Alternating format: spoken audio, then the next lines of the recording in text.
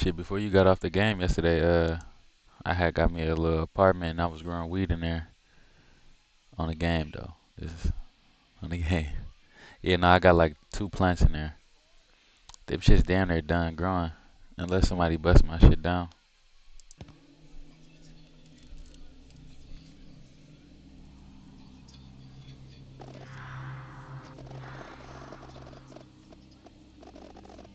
You said what happened?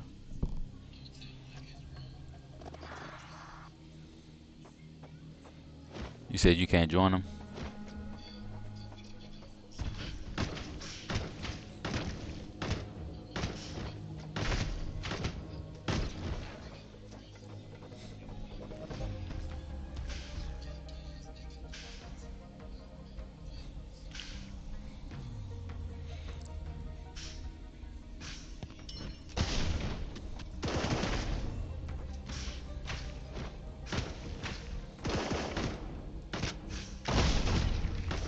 Fuck.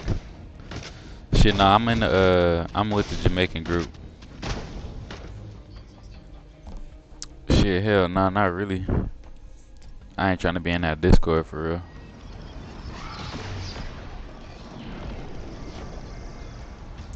This shit loud as fuck. Hold on. I'm finna find a way to turn this shit down. This shit loud as hell.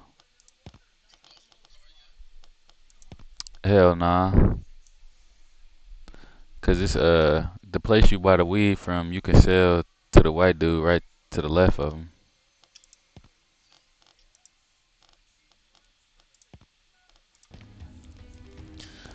So it's an easier little exploit. I ain't gonna lie.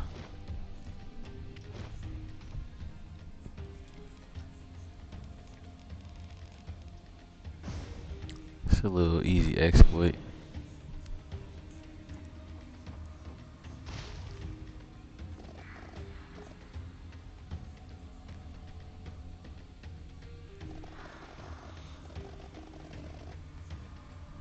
Whole time I wonder if this is getting my background audio.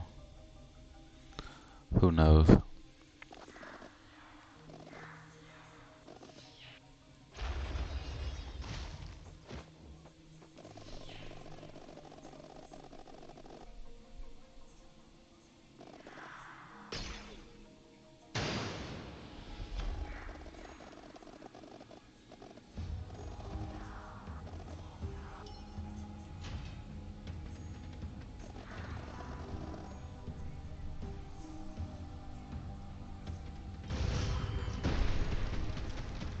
Oh, that shit fire. Nah, I'm playing this game called Shape of Dreams. You on the way back to the crib still, nigga?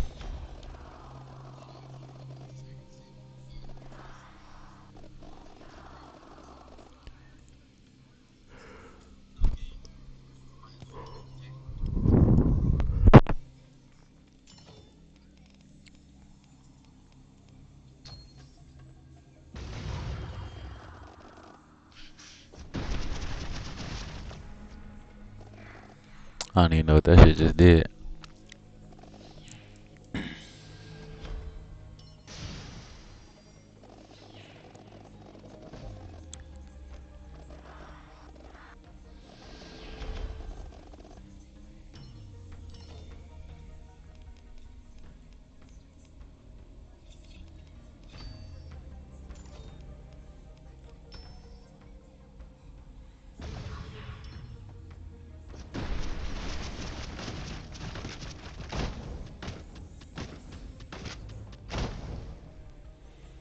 That's crazy.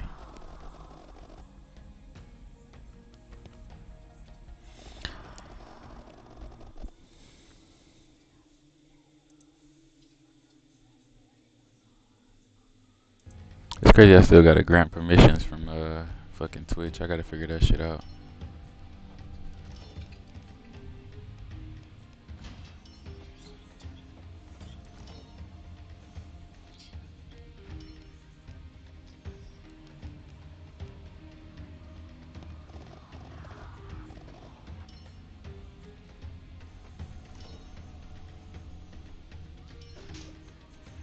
Oh, that shit gross.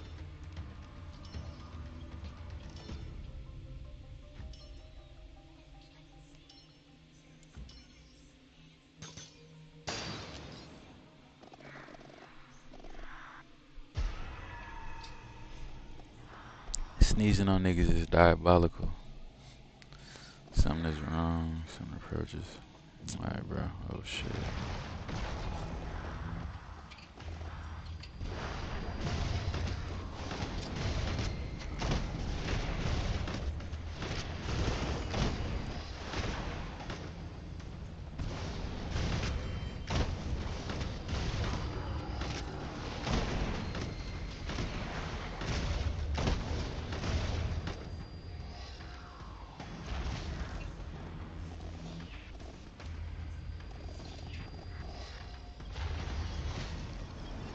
Oh, you know what's crazy? Scum doing the comeback. They shit from. I just re-downloaded that shit too. I'ma check it out.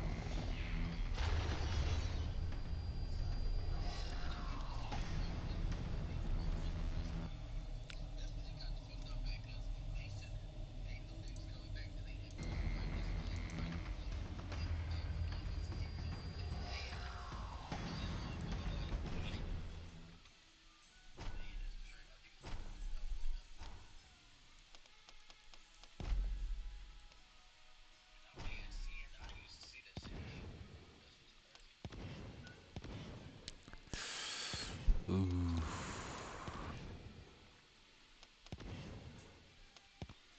I'ma see what this like. I bet.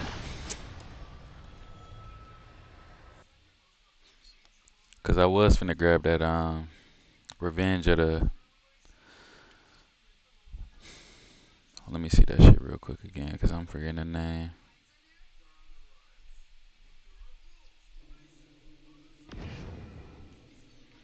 See, I get news on 3i Atlas every day, but this shit be like clickbait.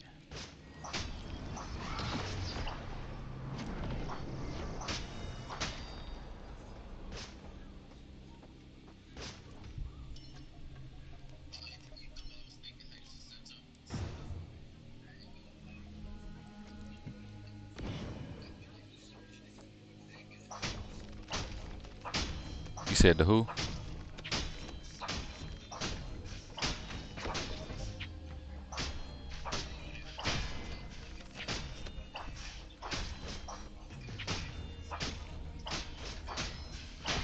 Shit, I need a better I need a damn. I need a better camera, cause the one I got in on need to zoom out.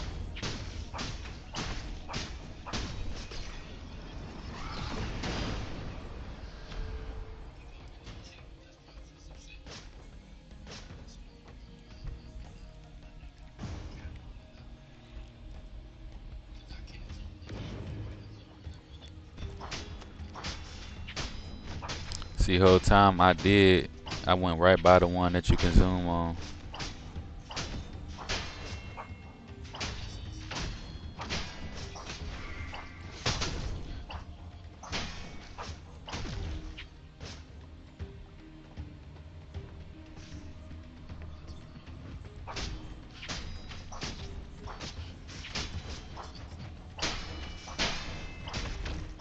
Yeah, if I die, it's the fuck is really going on though.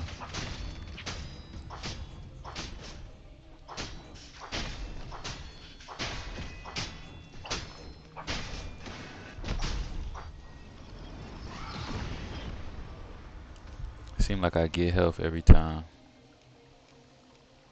I kill something.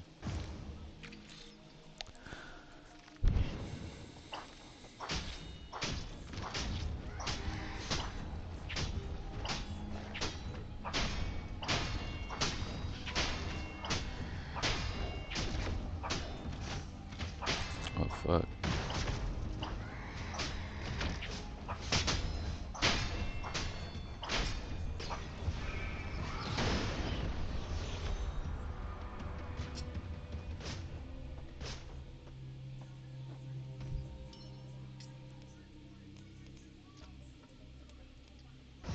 I'm gonna try to clear as much as I can. I know I'm finna get cooked though.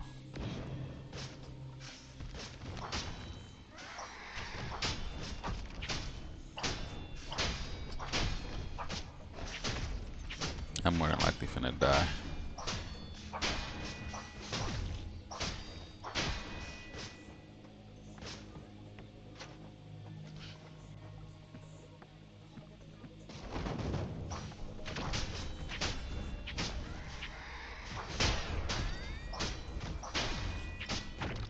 Oh yeah, it's over with.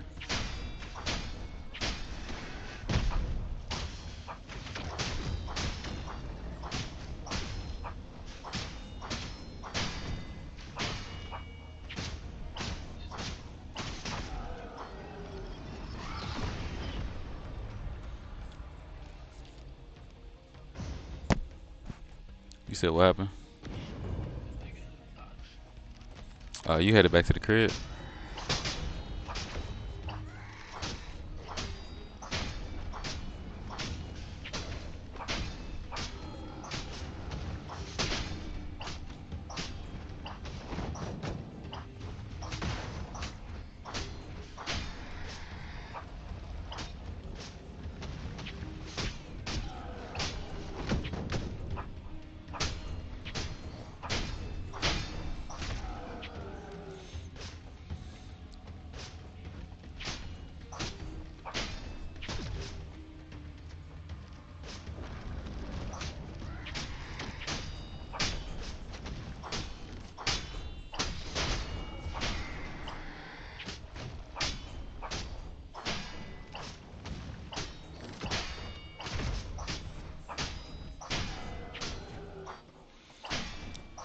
I don't know where I'm getting this health from though, in reality.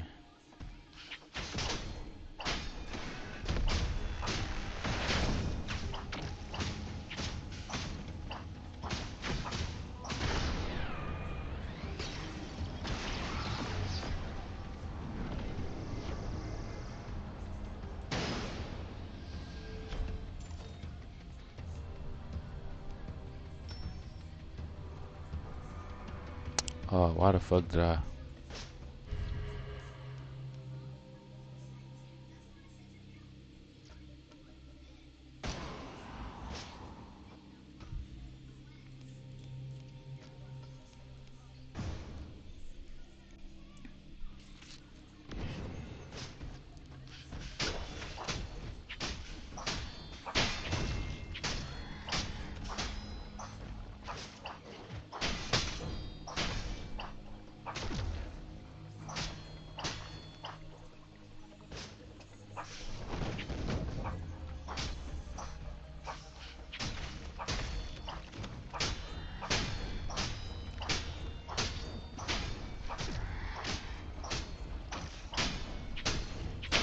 See.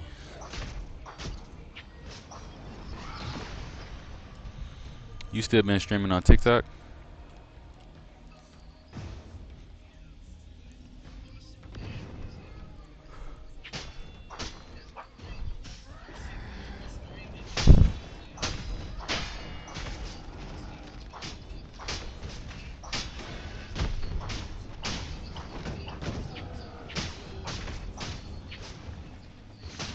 You saying you finna have two PCs?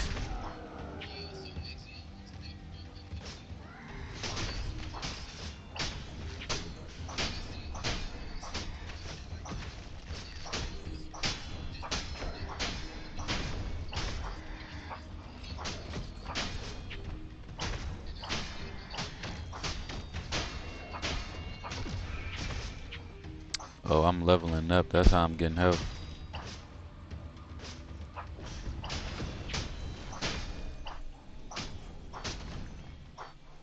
Fuck.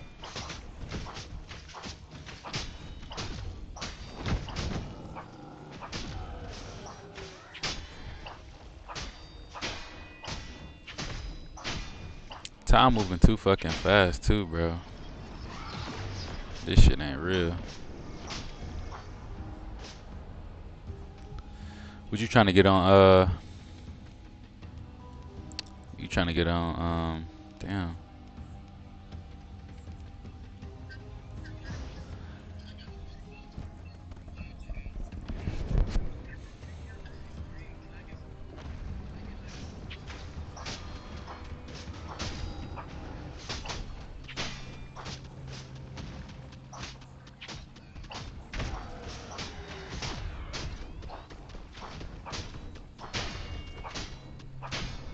Fuck around, might win.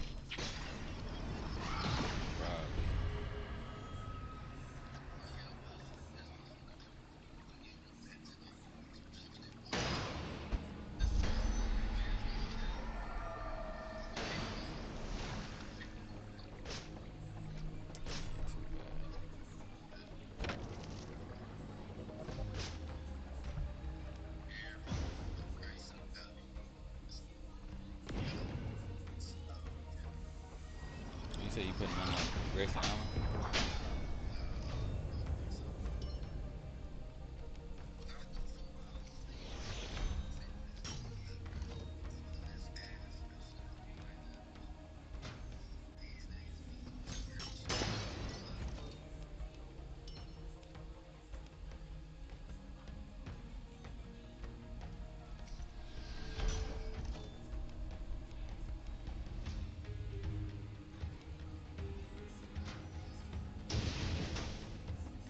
That ain't bad.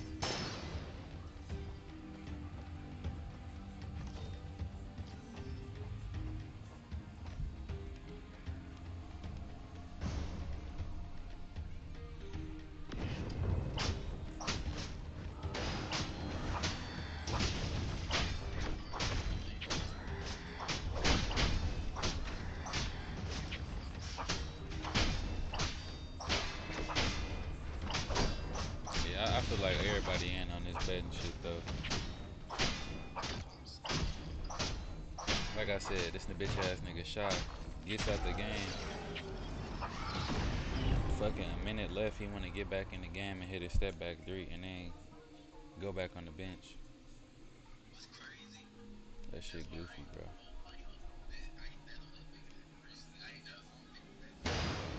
Who shot? I ain't gonna lie, he not the wrong nigga to bet on, but man, it's just certain shit. Niggas gotta be in on it though. What?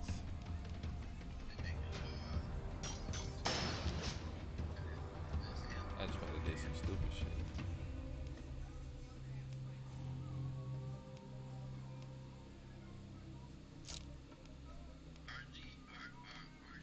Fuck it, we gonna check.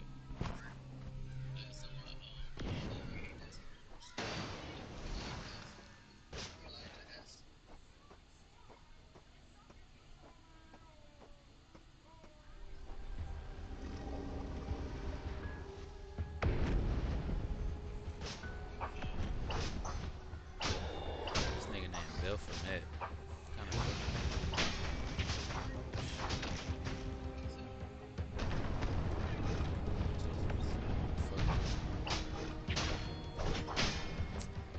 I'm down.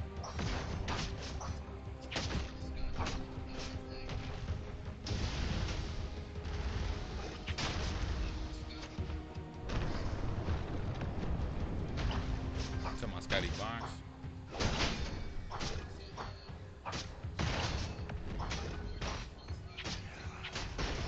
Yeah, I knew it. Yeah, it be like that.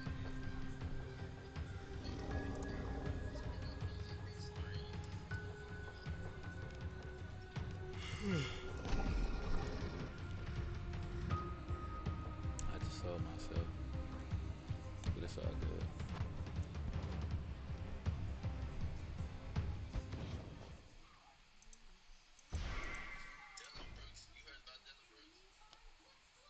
What am I? You said Dylan Brooks. You talking about bro that think he can fight and all that extra shit? He be doing all the extra shit. Yes. In fact, let me look up Dylan Brooks. I think I'm thinking of the right person. Just turn that shit off right now. Alright.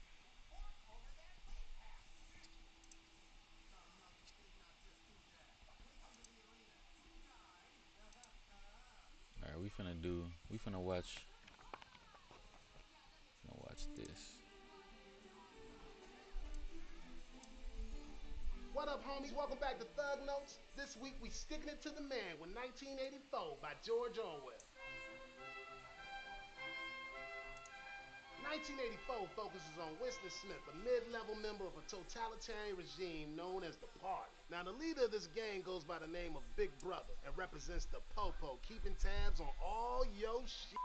One day, my boy Winston gets fed up with the system and starts spitting fire up in his journal. But that fool gotta watch himself, cause talking smack about Big Bro is enough to get a brother thrown in a slammer. Later, some fly honey named Julia straight up booty calls Winston by passing him a note that says I love you. Hell yeah. And after a while, Winston be thinking he got mad love for this fox. One day at work, Winston peeps some cat by the name of O'Brien, who seems like he want to stick it to Big Brother too. So Winston brings his boo Julia to O'Brien's crib, where O'Brien says that he's a part of a rebel group called the Brotherhood. Winston be like, sign me up, blood. One night, Winston be reading some book that O'Brien gave him when, bam, the 5-0 come busting through his door and bag him and his homegirl.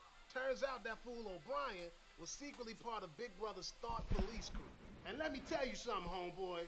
These fools ain't playing. In order to realign Winston with the party's mentality, O'Brien be torturing Winston until he admit the crimes he ain't even Y'all done. don't remember Then reading this O'Brien shit? be like, yo, we ain't even done up in here until everything be dead inside you. And after you empty, we gonna fill your ass up with big brotherly love. Ain't that some shit? No But Diddy. Winston say, nah, shorty, I keeps it real. This be one of them instances when keeping it real goes wrong, cause that boy O'Brien slings Winston's ass in the wackest torture chamber your bitch ass ever heard of. Room 101. Well, we So already read this damn book, so we finna go to the real spill. Where is that at? Right here. This is supposed to be a warning, not a handbook for 2025. I think the most important point in 1984 is that power grows not out of the barrel of a gun. The CIA censors certain information that the government didn't want out there. So much of Orwell's writings ring true today. The US just took massive steps into a cashless society. We don't need currency anymore. It's purely a digital concentration camp. It's a slavery system. It's a slavery system. Yo, what's good? We're back with another one. It's showtime. Make sure y'all follow them on YouTube or give them a subscribe. They be having some good shit, I ain't gonna lie. Sarah Ted's Tales. They be barking. 75 years ago today, a book was published that left a huge mark on British literature, culture, and society. As a novel, its themes and considerations are taught in schools across the world, while its enduring relevance means it's still regularly referenced in politics and the press. Did y'all niggas even read 1984? Like, what school did y'all go to if y'all didn't read this? This damn near was like a part of the curriculum. I think the whole school had to read this shit, if I'm not mistaken. As a warning for the future, that book is, of course, 1984 by George Orwell. Behind me is Senate House Library. Orwell's wife worked here during the war, and the building became the inspiration for the Ministry of Truth in the book. But what is so deeply concerning is that a piece of political fiction intended to guard against a nightmarish future, many of the dystopian predictions Orwell made are coming true. Despite its name, the Ministry of Truth is a state department that manipulates and alters facts and information to serve the interests of the party. It is guided by the principle that he who controls the past controls the future. He who controls the present controls the past. Tried to warn us, bro. We should probably break down the story for anyone who ain't familiar with it. Co-producer is going to give you unique sounds that actually fits your track in seconds. Let me show you. First, let it On it, bro. I'm good, sis. In the introduction, we meet the protagonist, Winston Smith, who is writing a diary, a forbidden act, in the dystopian world of 1984. Winston lives in a London controlled by Big Brother, whose face is everywhere. It's a bleak, run-down place, rife with food shortages, violence, and danger at every turn. Winston works at the Ministry of Truth, where he edits the past in order to fit the party's vision of the present. During the rising action, Winston observes a dark-haired girl watching him a number of times, and it turns out her name is Julia. At one point, Julia passes Winston a note that tells Winston she loves him.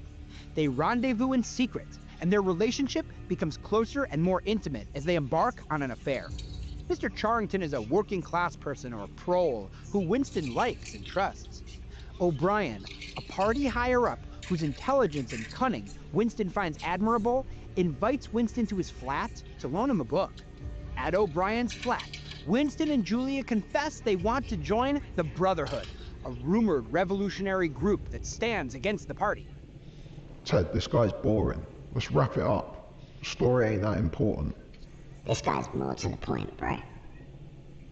One night, Winston be reading some book that O'Brien gave him when, bam, the 5-0 come busting through his door and bag him and his homegirl. Turns out that fool O'Brien was secretly part of Big Brother's Thought police crew. And let me tell you something, homeboy. These fools ain't playing. In order to realign Winston with the party's mentality, O'Brien be torturing Winston until he admit the crimes he ain't even done. Then O'Brien be like, yo, we ain't even done up in here until everything be dead inside you. And after you empty, we gonna fill your ass up with big brotherly love. Pause. No Diddy. But Winston say, nah, shorty, I keeps it real.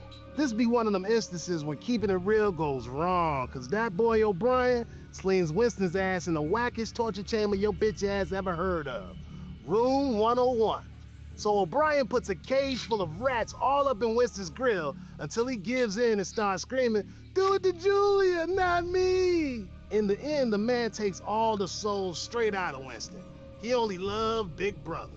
Damn. It's a dark ending. It's not a love story, bro. It's a warning.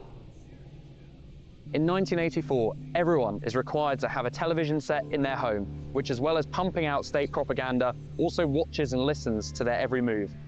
There was, of course, no way of knowing whether you were being watched at any given moment. Today, you're watched by a vast network of intelligent surveillance systems. You're tracked by your personal devices, monitored by social media platforms, and targeted by invasive corporations. You may not know their names, but they know yours.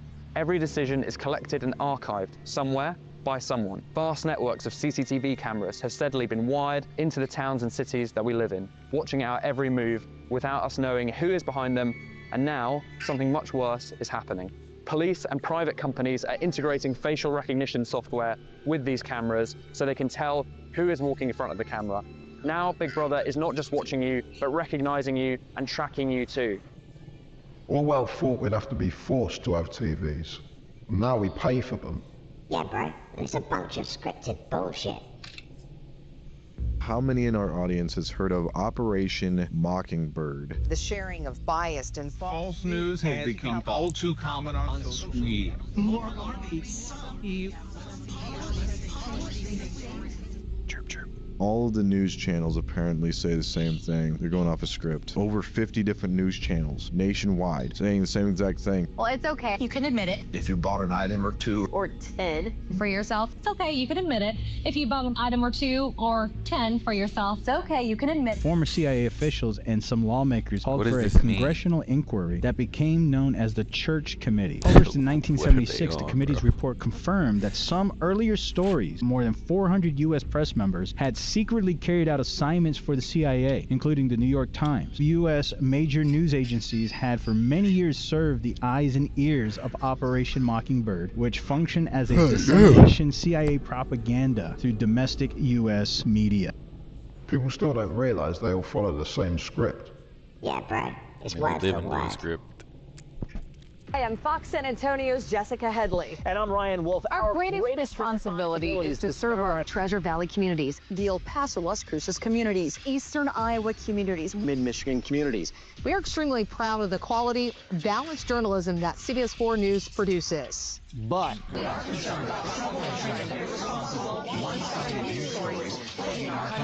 plaguing our country. The sharing of biased and false news has become all too common on social media. More alarming, some media outlets publish the same fake stories without checking facts first. The propaganda machine works, bro. Yeah, Orwell must be rolling in his grave. He was right about doublespeak too, bro.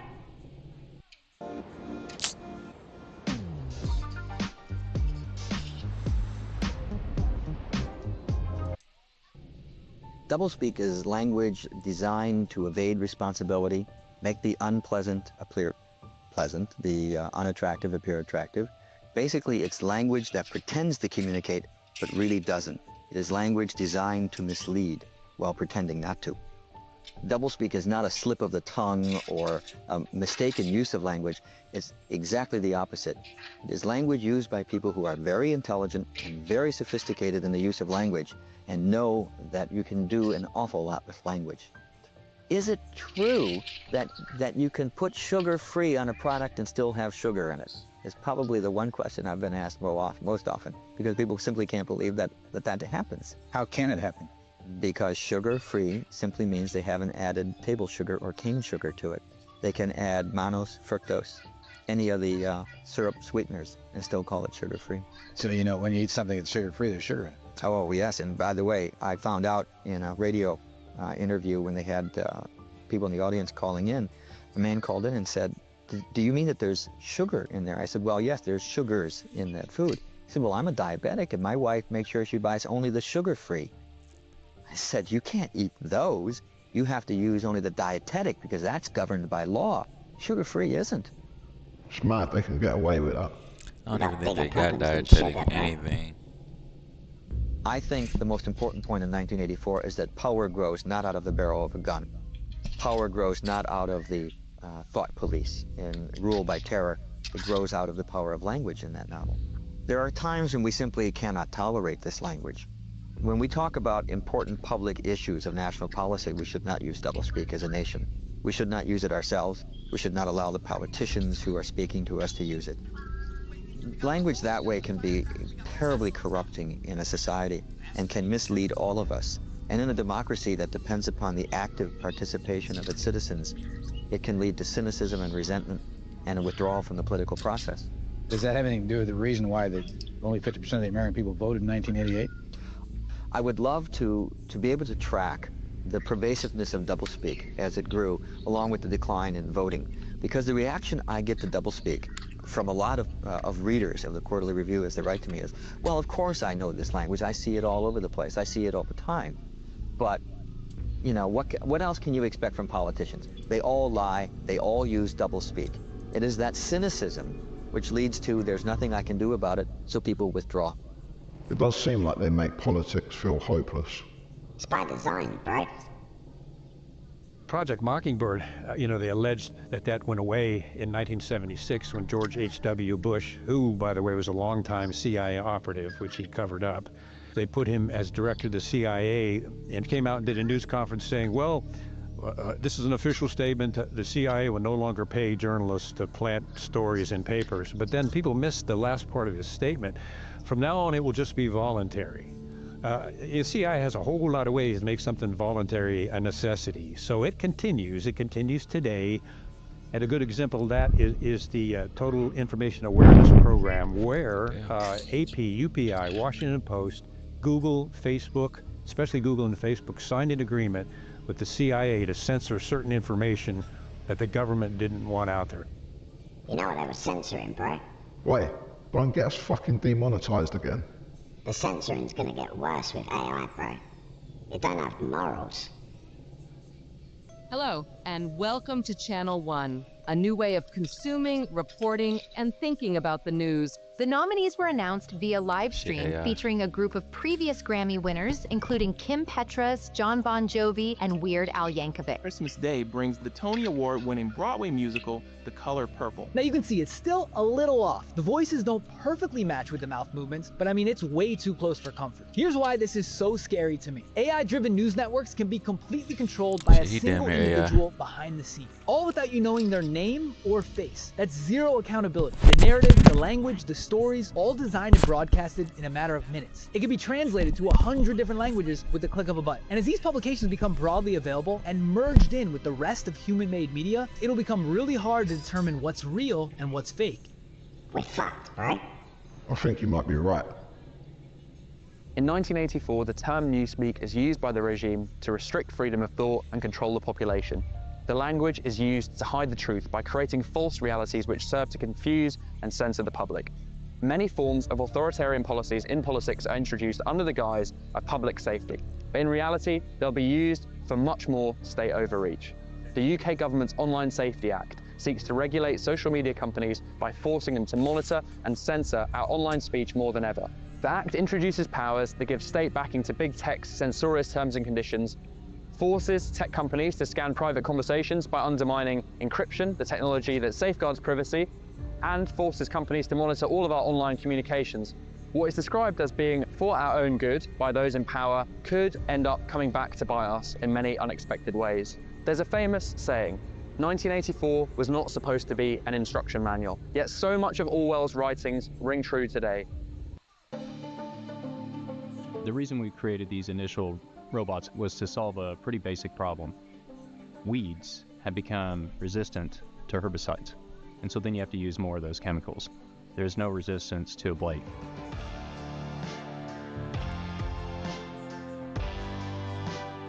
The process is pretty simple. They only care about data, bro. Yeah, ain't got nothing to do with protecting kids. 1984. This is supposed to be a warning, not a handbook for 2025. Big Brother will not tolerate dissent, even in the mind. The Ministry of Truth in London will make sure that you believe what you're supposed to believe, and the thought police will uncover every act of betrayal. This is supposed to be a warning. Let's hear what the Minister in charge of the Online Safety Act is telling us in 2025. This is the biggest step forward in child safety since the internet was created. That's why we've acted so decisively in this. And for everybody who's out there thinking of using VPNs, let me just say to you directly, verifying your age keeps a child safe, keeps children safe in our country. So let's just not try and find a way around. Just prove your age, make the internet safer for children, make it a better experience for everyone. All of these companies are taking your data, and how long do you think it's going to be before there's a breach of some of this data? Probably not very long. So a little bit disconcerting that 1984 is supposed to be a warning. It shouldn't be happening in 2025 in countries such as the UK and others. Australia, this has been looked at in the US, Norway's looking at this. Different countries around the world are looking to implement this kind of stuff to control the internet. They need digital IDs to make the social credit system, bro. They're building Big Brother. Big Brother is the name of the totalitarian leader in 1984. His image is used to create fear and enforce discipline into the population.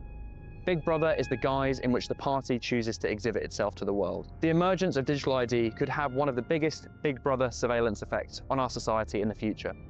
Digital IDs can be misused for mass surveillance, curb people's liberties, predict and shape people's decisions, and be abused for the tracking, targeting, or other differential treatment of ethnic minorities, religious minorities, and other marginalized groups. The databases these systems are tied to are all-knowing. If tied with a facial recognition system, a digital ID would mark a whole new era of surveillance as we know it by getting rid of any form of privacy we have in public life. Not even Orwell could dream of this dystopian future. That's why digital ID must never be mandatory in the UK. It's coming, bro. Facial recognition's everywhere. It only gets it right 15% of the time. It's a fucking joke. Because it runs off facial recognition, the system can only be so accurate. So sometimes we give it a false positive, sometimes not. Because I'm involved with something? No, just because you simply look like someone else that's on the video. That's ridiculous. You're asking me. It's not working, yeah? Because your face has been recognised on here, all we need to do is run some checks over your name, okay? Since the Met started using live facial recognition, 85% of all the matches it's got have been wrong. While in South Wales, this figure is 90%. Big Brother watchers observed at deployments people who should not have been on watch lists being stopped by the police. Well, at least get it fucking working if they're going to use it. China's system works, bro. Everywhere she goes, Ouyang Haoyu is followed. What she buys, how she behaves, is tracked and scored to show how responsible and trustworthy she is. It's called the social credit system, and in one version now being tested, a person's reputation is scored on a scale of 350 to 950. And Haoyu, with a good score of 752, is okay with it. In fact, most people are. Is a mechanism like pushes you to become a better citizen? It's big data meets Big Brother, expanding how the government monitors, understands, and ultimately controls its 1.4 billion citizens. Thanks to advances in artificial intelligence and facial recognition, and a web of more than 200 million surveillance cameras. Are people bothered by privacy concerns? We think the lack of camera keep the safety is really good. We can accept it. Companies are experimenting with the algorithms to help the government create the new national social credit system. The government also has pilot projects. In one, citizens are required to do hours of unpaid work to get benefits. And scores are docked for things like littering, a messy yard, gossip, even jaywalking. Video of offenders is shown on the local news.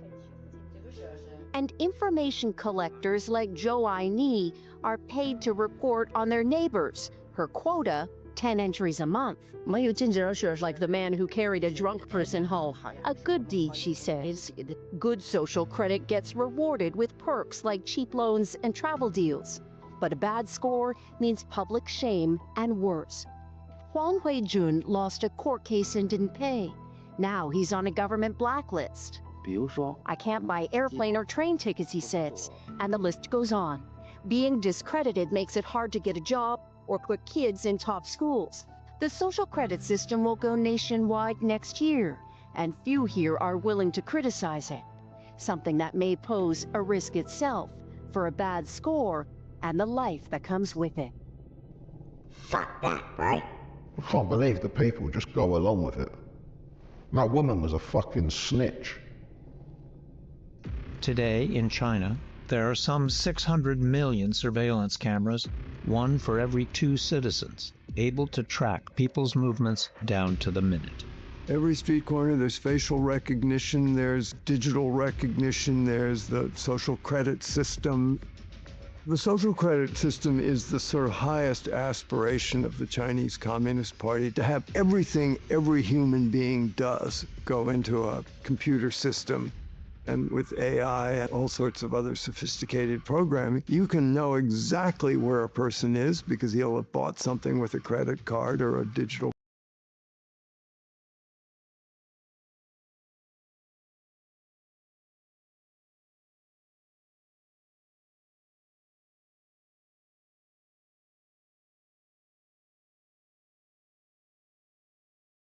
payment system. His car will have gone down a highway. Every kilometer, there's a camera taking pictures of your license plate. They will know everything about everybody real time. This creates a kind of a techno-autocratic system that's unprecedented and with which we've had no experience. It's fucking crazy this is going to happen in England. Told you, bro.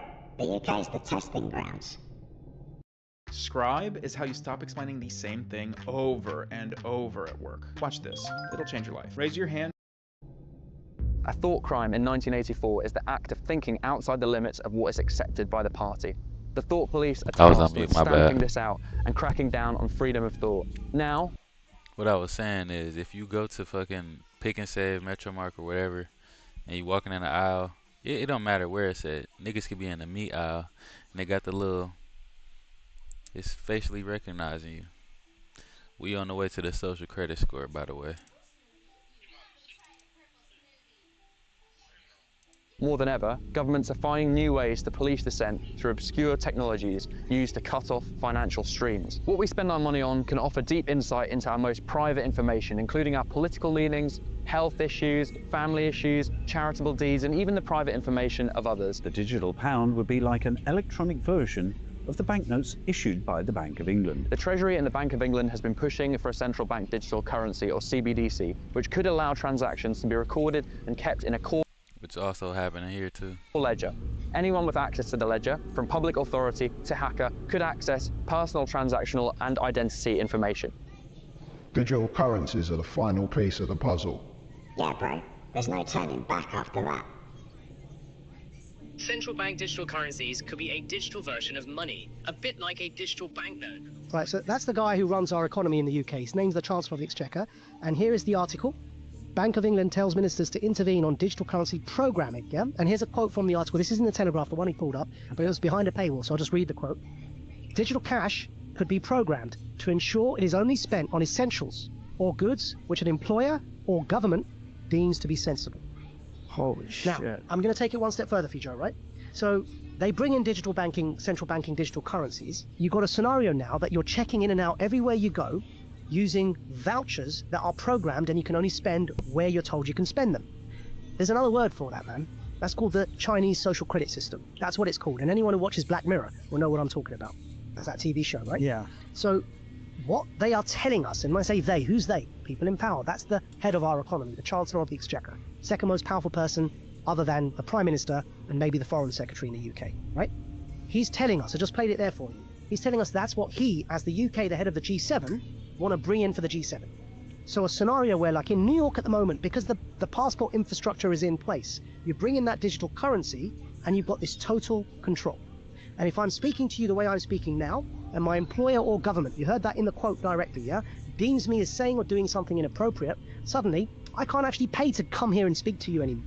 My digital currency won't even pay for the ticket, because it will be known that I'm coming to speak to you. This country's fucked. It's happening everywhere, bro. Most people miss this, but the US just took massive steps into a cashless society.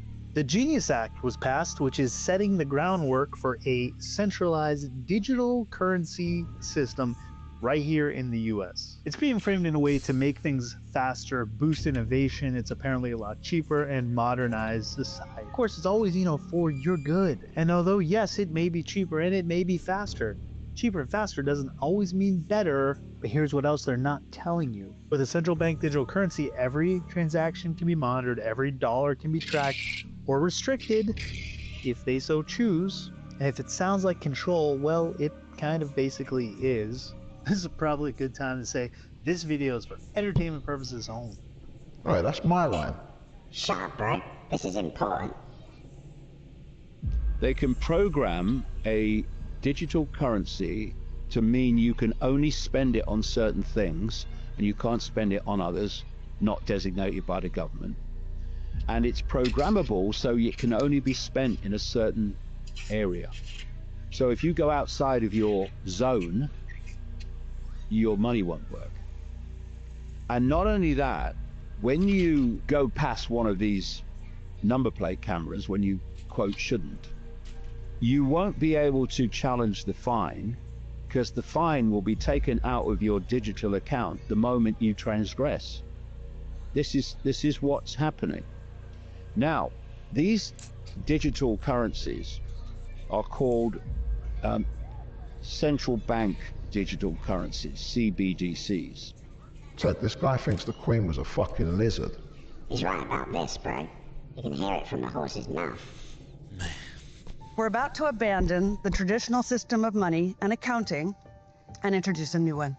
And the new accounting is what we call blockchain. It means digital.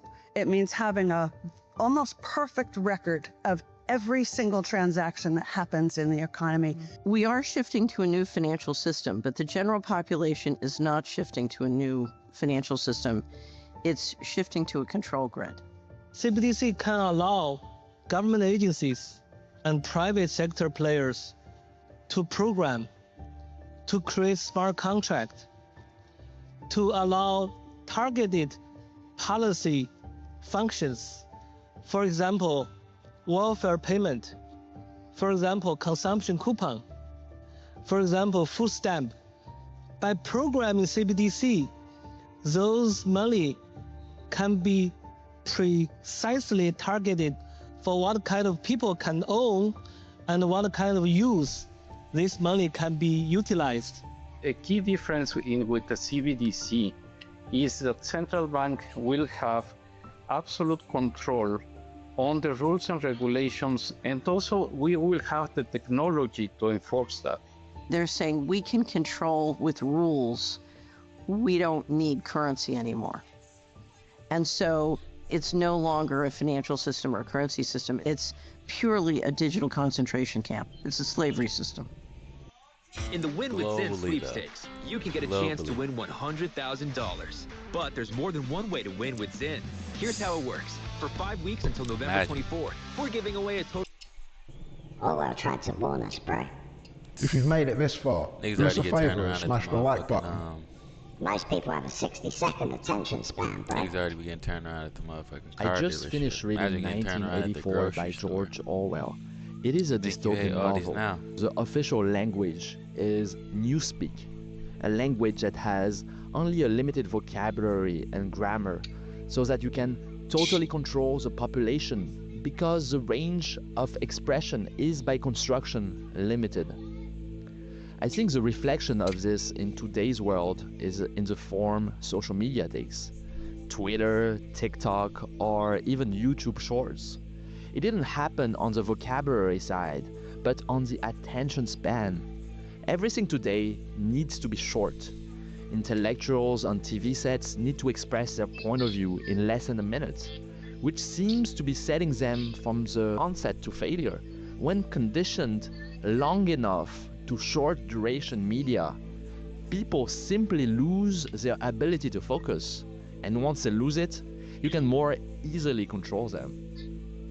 I think Orwell chose a dreadful end to the novel instead of an optimistic one is because he wants us to be scared and prevent that ending at all costs.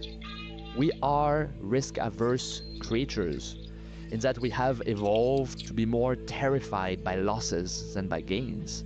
A dreadful end will make us more sensitive to the creeping of totalitarian traits than a happy ending would have done.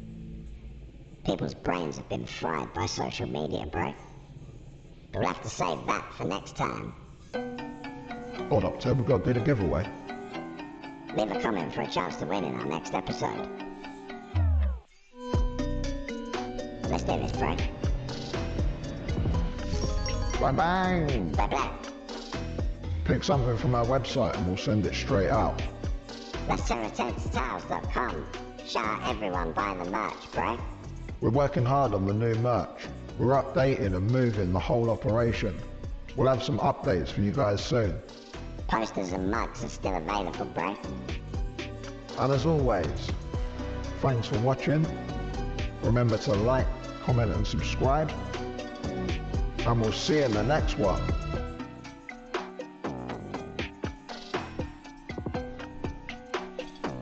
Deuces.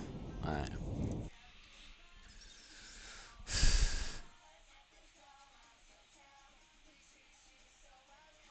I don't fuck with KD, man. His ass be on some other shit.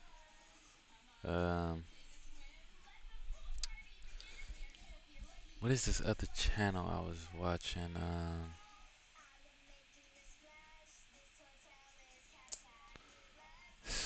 What is the name of this channel?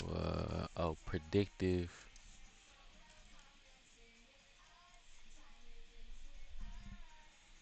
Yes, sir, my boy Professor Hang. Or however you say that. She damn near got 1 million. This thing ain't even got no profile picture.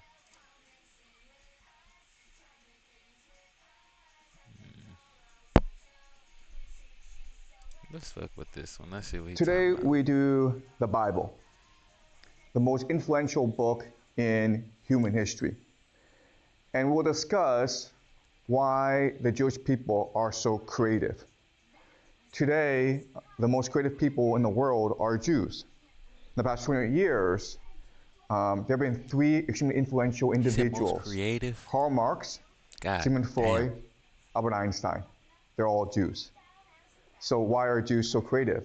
And the answer is the Bible. Okay? So let me provide some background as to how Israel, the nation of Israel, was first formed.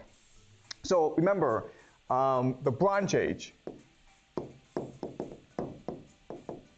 the Middle East was the center of the world. Okay, so you had Egypt, then you had the Levant, up north is Anatolia, across the Aegean is Mycenaean Greece, and this is Mesopotamia. If you look at this map, the center of the world really... Now I'm going to show y'all something real quick. Actually... Huh? Shit, I'm finna have to leave and get her.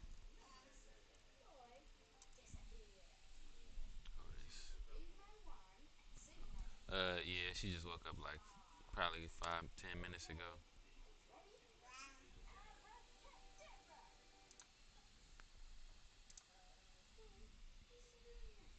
The first. You know what Sumerian mean?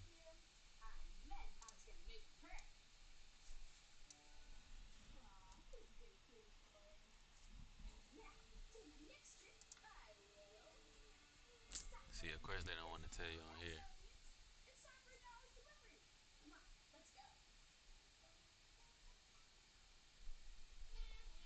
Damn, they do a lot of bullshit, I'll tell you that.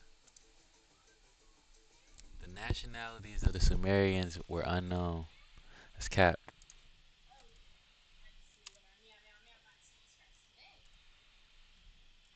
We don't even want to, they don't even want to auto.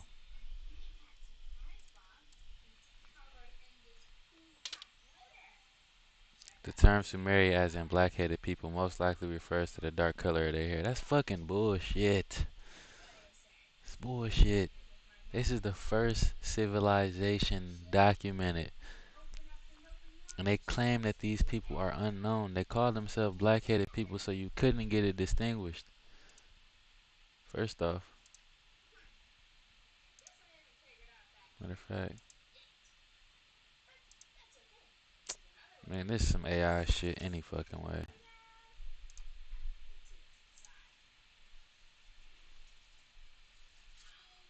Now these is all like reprints. This is all reprints right here.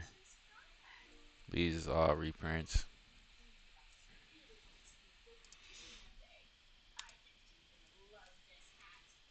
Let's just check the art. Look at this. I mean, look at this. Let's go back here real quick. Look at these. And you wanna know something crazy? Look at how they knocking out that eye.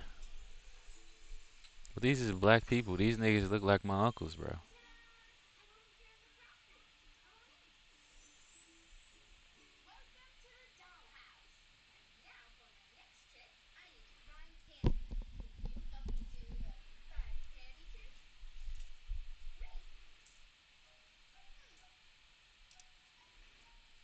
This is cap. So what they end up doing is they end up going back to reprint a lot of stuff.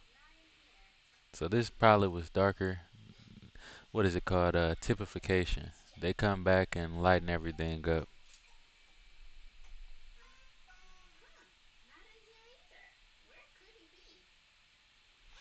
And I don't know if y'all know who Gilgamesh is.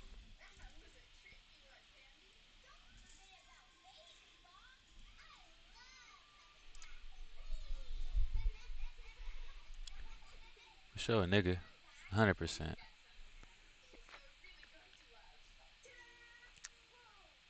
I believe Gilgamesh met the devil and ended up, you know, getting buddy-buddy with him. But Gilgamesh was a motherfucker, though, I'll tell you that. I mean, look at these, bro. This freaky as hell, but look at this, bro. They know niggas was darker than this, but I get it, though. They need something to latch on to. But they say the victors of war get to write the history. Whatever big war it was, niggas lost. Greatly. But I gotta go. I'll be back in like 30-something minutes.